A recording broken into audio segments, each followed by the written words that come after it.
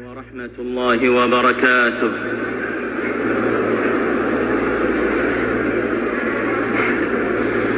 আলহামদুলিল্লাহ, সমস্ত প্রশংসা আল্লাহ তাআলার, যিনি প্রজ্ঞাময়, সকল বিষয়ে ওয়াকিবহাল, মহাজ্ঞানী, সর্বশক্তিমান। তিনি দিনকে রাত দ্বারা আচ্ছাদিত করেন, তারা একে অন্যকে দ্রুতগতিতে অনুসরণ করে। আর সৃষ্টি করেছেন সূর্য, চাঁদ ও নক্ষত্ররাজি, এরা সবই তারই অজ্ঞাবহ। জেনে রেখো, সৃষ্টির একমাত্র কর্তা তিনি, তার হুকুমের একমাত্র মালিকও তিনি। যালিকুমুল্লাহু রাব্বুকুম লা ইলাহা ইল্লা হুয়া খালিকু কুল্লি শাই। তিনি আল্লাহ, তোমাদের রব, তিনি ছাড়া কোনো সত্য ইলাহ নেই, তিনি সব কিছুর স্রষ্টা, অতএব তোমরা তারই ইবাদত করো। তিনি হলেন সমস্ত বিষয়ের তত্ত্বাবধায়ক।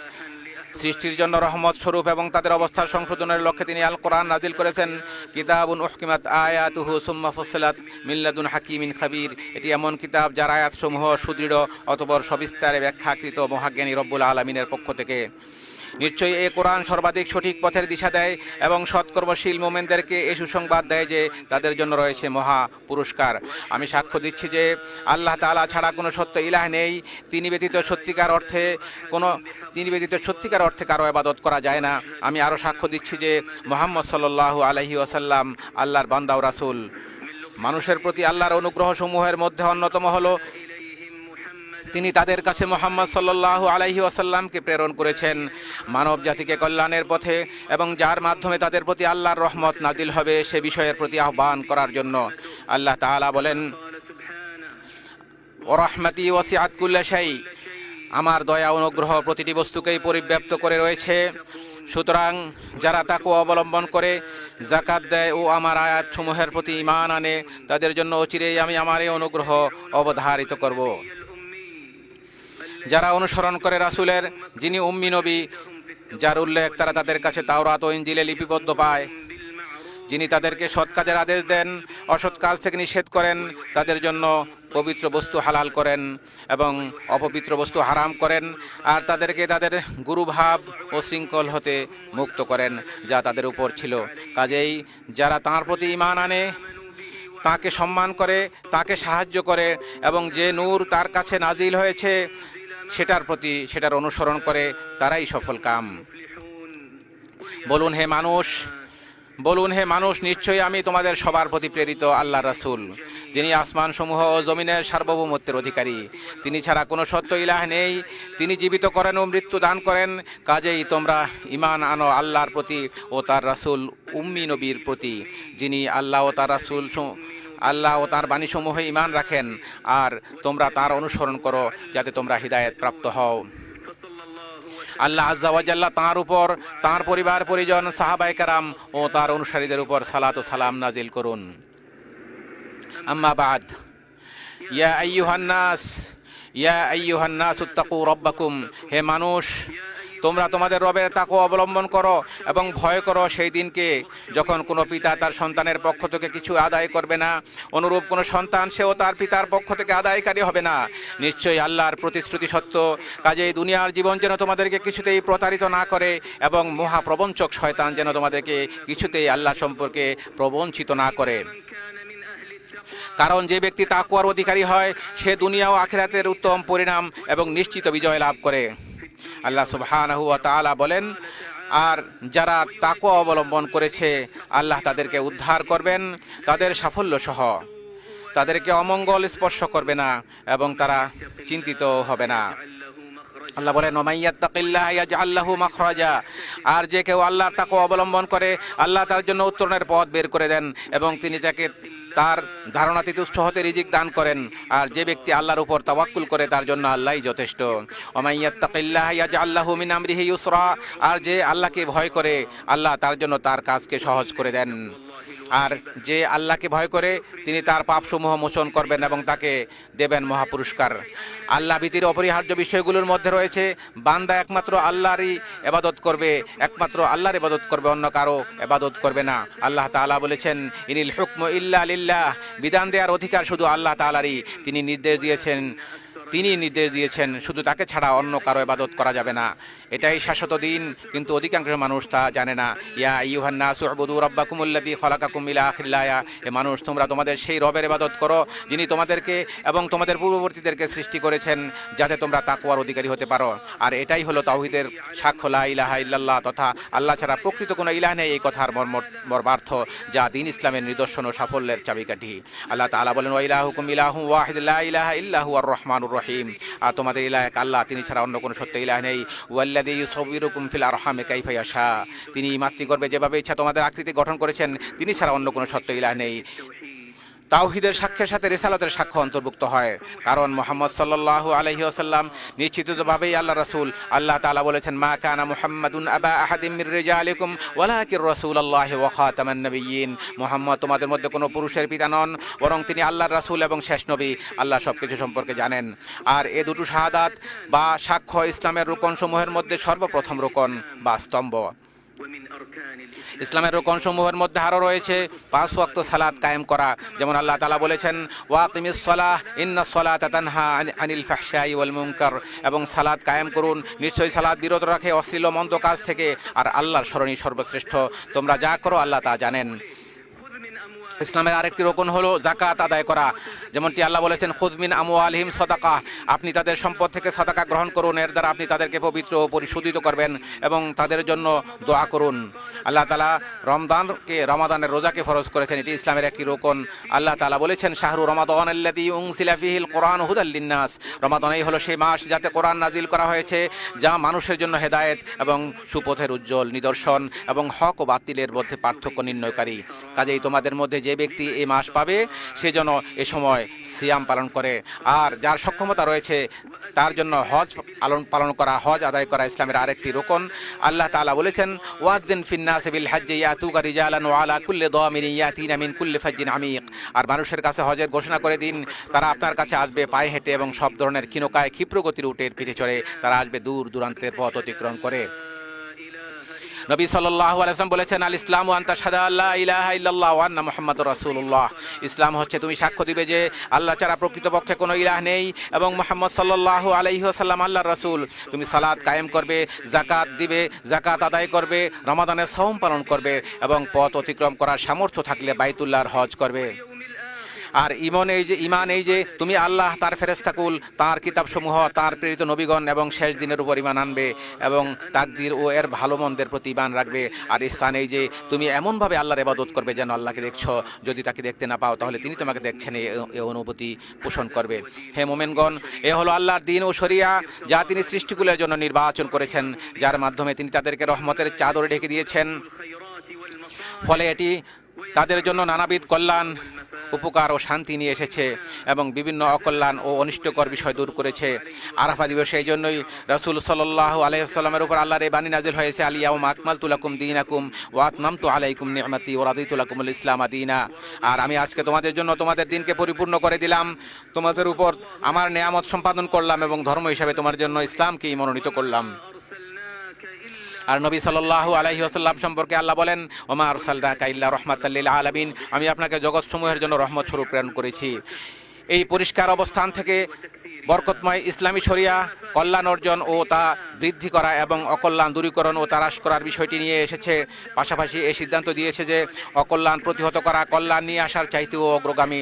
একইভাবে ছোট কল্যাণ ছেড়ে দিয়ে হলেও বড় কল্যাণ অর্জন করা এবং বড় ক্ষতি রোধ করার নিমিত্তে ছোট ক্ষতি মেনে নেয়ার মূলনীতি নিয়ে এসেছে ইসলাম।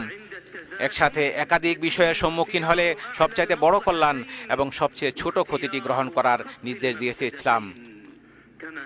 এইভাবে ইসলামী শরিয়া এ ব্যাপারে গুরুত্ব আরোপ করেছে যে একটি ক্ষতি দূর করতে গিয়ে আরেকটি ক্ষতি করা যাবে না, যেমন হাদিসে এসেছে, লা দরারা ওয়ালা দরার, ক্ষতি করাও যাবে না আর ক্ষতিগ্রস্ত হওয়াও যাবে না, সুতরাং যথাসম্ভব ক্ষতি রোধ করতে হবে। এ প্রসঙ্গে ইসলামী শরিয়া এসব বিষয় নিয়ে এসেছে যা জীবনকে সমৃদ্ধ করবে এবং যার দ্বারা উন্নতি অর্জিত হবে। আমাদের শরিয়া অন্যকে ক্ষতি করা থেকে অথবা কারো প্রতি কষ্ট পৌঁছানো থেকে নিষেধ করেছে। পাশাপাশি আদেশ দিয়েছে ন্যায় নীতি, উত্তম চরিত্র, পিতামাতার প্রতি সদাচরণ, আত্মীয়তার সম্পর্ক রক্ষা করা, সত্য কথা বলা, অধিকার সংরক্ষণের সাথে সাথে হকদারের নিকট আমানত পৌঁছে দেওয়া, আমানত আদায় করা, চুক্তি ও প্রতিশ্রুতি রক্ষা করা এবং শাসকের কথা শোনা ও তাদের আনুগত্য করা ইত্যাদি বিষয়ের, যেমনটি আল্লাহ তাআলা বলেছেন, ইন্নাল্লাহা ইয়ামুরু বিল আদলি ওয়াল ইহসান ওয়া ইতাই যিল কুরবা ওয়া ইয়ানহা আনিল ফাহশাই ওয়াল মুনকার। নিশ্চয়ই আল্লাহ ন্যায় নীতি বজায় রাখা, সদাচরণ করা ও নিকটাত্মীয়দের দান করার আদেশ দিয়েছেন এবং অশ্লীলতা, অন্যায় কাজ ও অবাধ্যতা থেকে নিষেধ করেছেন। তিনি তোমাদেরকে উপদেশ দেন যাতে তোমরা উপদেশ গ্রহণ করতে পারো। আল্লাহ তোমাদেরকে আদেশ করেছেন অধিকারের নিকট আমানত পৌঁছে দিতে, আর যখন তোমরা মানুষের মাঝে বিচার করবে তখন ন্যায় ইনসাফের সাথে বিচার করবে। আল্লাহ তোমাদেরকে কত চমৎকার উপদেশ দেন। নিশ্চয়ই আল্লাহ সর্বশ্রোতা ও সর্বদ্রষ্টা। হে ঈমানদারগণ, তোমরা আল্লাহ ও তার রাসূল এবং তোমাদের দায়িত্বশীলদের অনুসরণ করো। অতঃপর যদি তোমরা কোনো বিষয়ে বিবাদে লিপ্ত হয়ে পড়ো, সেক্ষেত্রে আল্লাহ ও পরকালে বিশ্বাসী হয়ে থাকলে বিষয়টি আল্লাহ এবং রাসূলের উপর ন্যস্ত করো। এটি কল্যাণকর ও পরিণামের দিক থেকে উত্তম। তোমরা যখন কোনো বিষয়ে ঝগড়া বিবাদে লিপ্ত হবে, সেগুলো তোমরা আল্লাহ এবং রাসূলের প্রতি সফর্দ করো যদি তোমরা মুমিন হয়ে থাকো, আর এটাই তোমাদের জন্য সবচেয়ে কল্যাণকর। মহাপ্রজ্ঞাবান বিধানদাতা আল্লাহ রাব্বুল আলামিন 5টি মৌলিক বিষয় সংরক্ষণের প্রয়োজনীয়তার ব্যাপারে গুরুত্ব আরোপ করেছেন। এক্ষেত্রে আলাদা গুরুত্ব দেওয়ার ব্যাপারে সকল শরীয়ত এবং সকলেই একমত। এই 5টি বিষয় হলো দিন বা ধর্ম, জীবন, বিবেক, বুদ্ধি, সম্পদ ও সম্মানের অধিকার সংরক্ষণ করা। বরং ইসলামী শরিয়া এই বিষয়ে বাড়াবাড়ি করাকে শাস্তিযোগ্য অপরাধ হিসাবে বিবেচনা করেছে, আর এজন্যই এই বিষয়গুলোর উপর যত্নবান হওয়াকে জান্নাতে প্রবেশ ও দয়াময় আল্লাহ সুবহানাহু ওয়া তাআলার সন্তুষ্টি অর্জনের কারণসমূহের মাঝে বিশেষভাবে গণ্য করা হয় এবং সুখ, শান্তি, উন্নতি ও দুনিয়াতে সভ্যতার উপকরণ হিসাবে বিবেচিত হয়। এটি অনুপস্থিত থাকলে জীবন বিঘ্নিত হয় এবং এতে ত্রুটি করলে তা আখিরাতের শাস্তির কারণ হবে। আর এই কারণে বিদায় হজে রাসূল সাল্লাল্লাহু আলাইহি ওয়াসাল্লাম বলেছেন, ইন্না দিমাআকুম ওয়া আমওয়ালাকুম ওয়া আরাদাকুম আলাইকুম হারাম। তোমাদের রক্ত, তোমাদের সম্পদ, তোমাদের ইজ্জত, সম্মান তেমনি সম্মানিত, যেমন সম্মানিত তোমাদের এই দিনটি, তোমাদের এই শহরটি এবং তোমাদের এই মাসটি, যেমন সম্মানিত তোমাদের এই দিনটি, তোমাদের এই শহরে এবং তোমাদের এই মাসে। সুতরাং দিন ইসলামের অনুসরণ অত্যন্ত প্রয়োজনীয় বিষয়, কেননা আল্লাহর আনুগত্য ও তার ইবাদত ছাড়া মানুষের অন্য কোনো উপায় নেই, আর এজন্য তাকে সৃষ্টি করা হয়েছে। আল্লাহ তাআলা বলেছেন, ওমা খালাকতুল জিন্না ওয়াল ইনসা ইল্লা লিয়াবুদুন। আমি মানব জিনকে শুধু আমার ইবাদতের জন্যই সৃষ্টি করেছি। অন্যত্র তিনি বলেছেন, হে নবী, আপনি বলে দিন, আমার রব ন্যায় ইনসাফের আদেশ দিয়েছেন, তোমরা প্রতিটি সিজদার সময় তোমাদের লক্ষ্য একমাত্র আল্লাহর দিকেই নির্ধারণ করো। আল্লাহ রাব্বুল আলামিন অন্যত্র বলেছেন, ওয়ালাকাদ বাআসনা ফি কুল্লি উম্মাতির রাসূলা আন ইবুদুল্লাহ ওয়া ইজতানিবুত তাগুত। আমি প্রতিটি জনপদেই একজন করে রাসূল প্রেরণ করেছি, এই মর্মে যে তোমরা আল্লাহর ইবাদত করো এবং তাগুতকে পরিহার করো। অতঃপর তাদের কাউকে আল্লাহ হেদায়েত দিয়েছেন আর কারো উপর গুমরাহি অবধারিত হয়েছে। আল্লাহ তাআলা মানুষের প্রাণ রক্ষা করাকে অপরিহার্য করেছেন এবং রক্তপাতের বিষয়ে সীমা লঙ্ঘনকে নিষিদ্ধ করে বলেছেন, ওয়ালা তাকতুলুন নাফসাল্লাতী হারামাল্লাহু ইল্লা বিল হক। তোমরা অন্যায়ভাবে কাউকে হত্যা করো না। অন্যত্র তিনি বলেছেন, তোমরা নিজেদেরকে হত্যা করো না, নিশ্চয়ই আল্লাহ তোমাদের প্রতি অত্যন্ত দয়ালু। আল্লাহ রাব্বুল আলামিন মানুষের জীবনকে সংরক্ষণের নির্দেশ দিয়েছেন। আল্লাহ সুবহানাহু ওয়া তাআলা একইভাবে সম্পদ সংরক্ষণের প্রয়োজনীয়তার ক্ষেত্রে তার কোরআনে বর্ণনা করেছে। আল্লাহ তাআলা তার কোরআনে বলেছেন, হে ঈমানদারগণ, তোমরা একে অপরের সম্পদ গ্রাস করো না, তবে পারস্পরিক সম্মতিতে যে ব্যবসা করা হয় তা বৈধ। বুদ্ধি বিবেকের সংরক্ষণের প্রয়োজনীয়তা সম্পর্কে আল্লাহ সুবহানাহু ওয়া তাআলা বলেন, ইয়া আইয়ুহাল্লাযীনা আমানু ইন্নামাল খামরু ওয়াল মাইসিরু ওয়াল আনসাবু ওয়াল আজলামু রিজসুম মিন আমালিশ শাইতান ফাজতানিবুহু লাআল্লাকুম তুফলিহুন।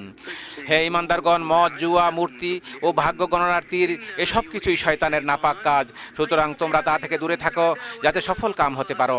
শয়তান মাদকের দ্বারা তোমাদের মধ্যে শত্রুতা ও বিদ্বেষ সৃষ্টি করতে চায় এবং তোমাদেরকে আল্লাহর শরণ ও সালাত থেকে বাধা দিতে চায়। কাজেই তোমরা এর থেকে কি নিবৃত হবে না? কিতাবুল্লাহ ও সুন্নতে মানুষের সম্মানে আঘাত করার বিষয়ে নিষেধ করা হয়েছে, কারো সম্মানে আঘাত করা যাবে না। আল্লাহ তাআলা বলেন, ওয়াল্লাযীনা ইউযুনাল মুমিনিনা ওয়াল মুমিনাতি ইলা আখিরিল আয়াহ।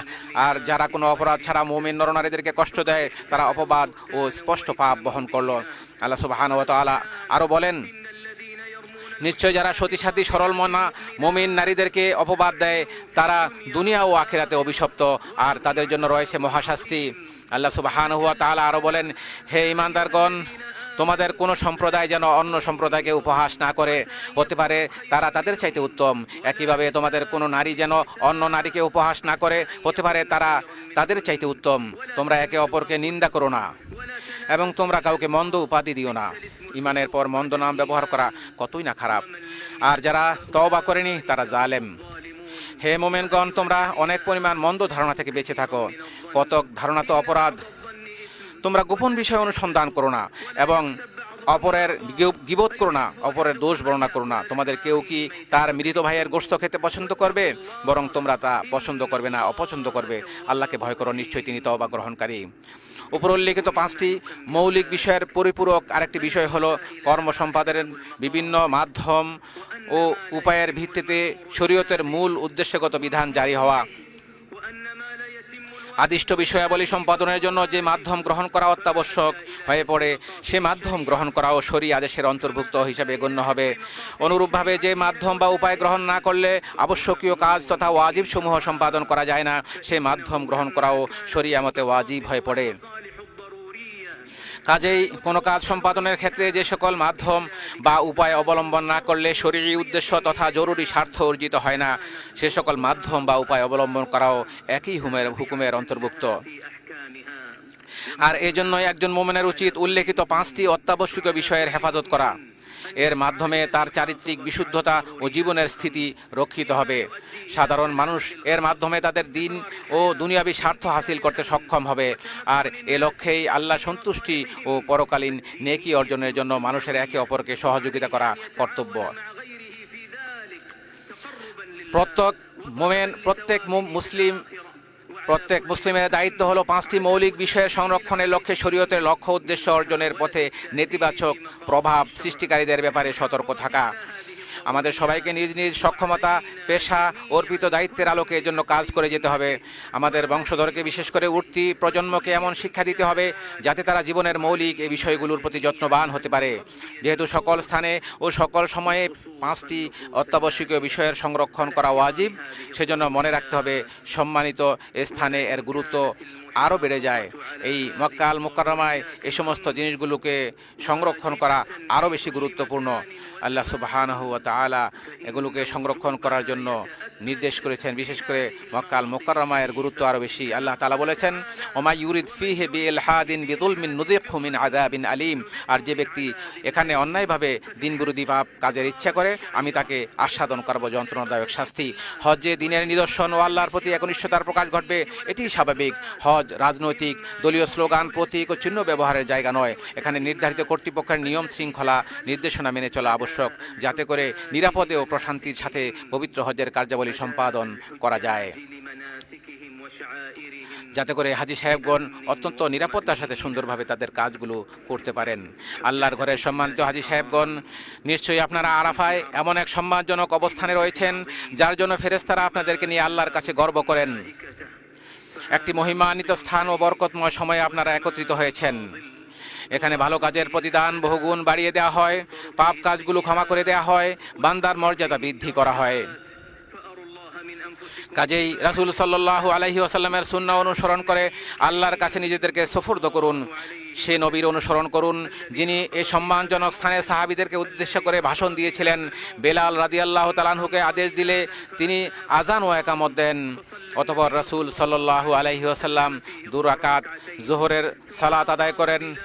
এরপরে একামত দেয়া হলে রাসূল সাল্লাল্লাহু আলাইহি ওয়াসাল্লাম আসরের 2 রাকাত সালাত আদায় করেন। মূলত তা 2 সালাতকে একত্রিত করা এবং অগ্রবর্তী করে আদায় করার একটি বিধান। অতঃপর তিনি উষ্ট্রির পিঠে বসেন। সে অবস্থায় আল্লাহকে স্মরণ করতে থাকেন যতক্ষণ না সূর্যের লাল আভা বিলীন হয়ে যায়। অতঃপর তিনি মুজদালিফায় গমন করেন। পথিমধ্যে সাহাবীদেরকে বিনয়, নম্রতা ও সহনশীলতার উপদেশ দেন। মুজদালিফায় পৌঁছে 3 রাকাত মাগরিব ও 2 রাকাত এশার নামাজ তিনি আদায় করেন। ফজরের সালাত আদায় না করা পর্যন্ত সেখানে রাত যাপন করেন। ভোরের আলো পরিস্ফুট না হওয়া পর্যন্ত সেখানে দোয়া করতে থাকেন। অতঃপর মিনার দিকে অগ্রসর হন। মিনায় পৌঁছে জামরায়ে আকাবাতে 7টি ছোট পাথর নিক্ষেপ করেন। অতঃপর কোরবানির পশু জবাই করেন ও মাথা মুন্ডন করেন। এরপর বাইতুল্লাহ হজের ফরজ তওয়াফ তথা তওয়াফুল ইফাদা সম্পন্ন করেন। তাওয়াফ শেষ করে রাসূল সাল্লাল্লাহু আলাইহি ওয়াসাল্লাম মিনায় ফিরে আসেন। তাশরিকের দিনগুলোতে সেখানে অধিক পরিমাণে তাকবীর, তাহলিল ও তাহমিদের মাধ্যমে আল্লাহর জিকির করার মধ্য দিয়ে অবস্থান করেন। প্রতিদিন দ্বিপ্রহরের পর 3টি জামরায় তিনি পাথর নিক্ষেপ করেছেন। ছোট ও মধ্যম জামরাতে পাথর মেরে আল্লাহর কাছে তিনি দোয়া করেছেন। আর অক্ষম ও অপারগদের জন্য মিনায় অবস্থান করার ক্ষেত্রে ছাড় দেওয়া হয়েছে। রাসূলের সুন্নাহ হলো 13তম দিবস পর্যন্ত মিনায় অবস্থান করা, এটি উত্তম, যদিও 12তম দিবসে মিনা ত্যাগের অনুমতি রয়েছে, তবে 13তম দিন পর্যন্ত থাকা সুন্নাহ।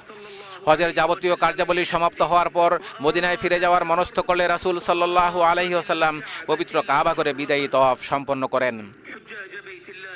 আল্লাহর ঘরের মেহমান সম্মানিত হাজী সাহেবগণ, রাসূল সাল্লাল্লাহু আলাইহি ওয়াসাল্লাম সিয়াম পালন না করেই আরাফাতের ময়দানে অবস্থান করেছেন, যাতে আল্লাহকে বেশি বেশি করে স্মরণ করার ক্ষেত্রে তা সহায়ক হয়। তিনি আরাফাতের সময়টুকু আল্লাহর অধিক পরিমাণে স্মরণ, আল্লাহর জিকির ও তার কাছে বেশি বেশি চাওয়ার মাধ্যমে, দোয়ার মাধ্যমে অতিবাহিত করেছেন। সুতরাং আপনারা রাসূল সাল্লাল্লাহু আলাইহি ওয়াসাল্লামকে অনুসরণ করুন। আল্লাহ সুবহানাহু ওয়া তাআলা ইরশাদ করেছেন যেন আল্লাহর রাসূল সাল্লাল্লাহু আলাইহি ওয়াসাল্লামের অনুসরণ করা হয় এবং বেশি বেশি দোয়া করা হয়। তোমরা মিনতি ভরে ও সঙ্গোপনে তোমাদের রবকে ডাকো এবং ভয় ও প্রত্যাশা নিয়ে তাকে ডাকো, আল্লাহকে ডাকো। আপনারা নিজেদের জন্য, নিজেদের পিতামাতা এবং যাদের সাথে আপনাদের সম্পর্ক রয়েছে তাদের সবার জন্য আল্লাহর কাছে দোয়া করুন, কারণ কারো অনুপস্থিতিতে তার জন্য কেউ দোয়া করলে দায়িত্বপ্রাপ্ত ফেরেশতারা বলেন আমিন, তোমার জন্য একই পুরস্কার। আমাদের ফিলিস্তিনি ভাইদের জন্য দোয়া করুন।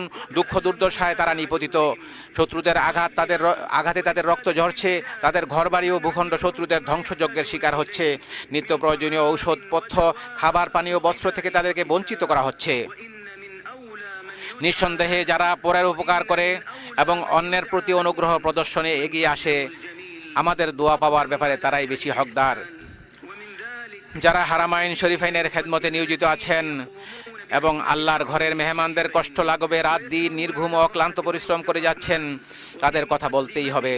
আর এই শ্রেণীর ব্যক্তিদের মধ্যে সর্বপ্রথমে আসে খাদিমুল হারামাইন শরীফাইন বাদশাহ সালমান বিন আব্দুল আজিজ এবং তার বিশ্বস্ত ক্রাউন প্রিন্সের কথা।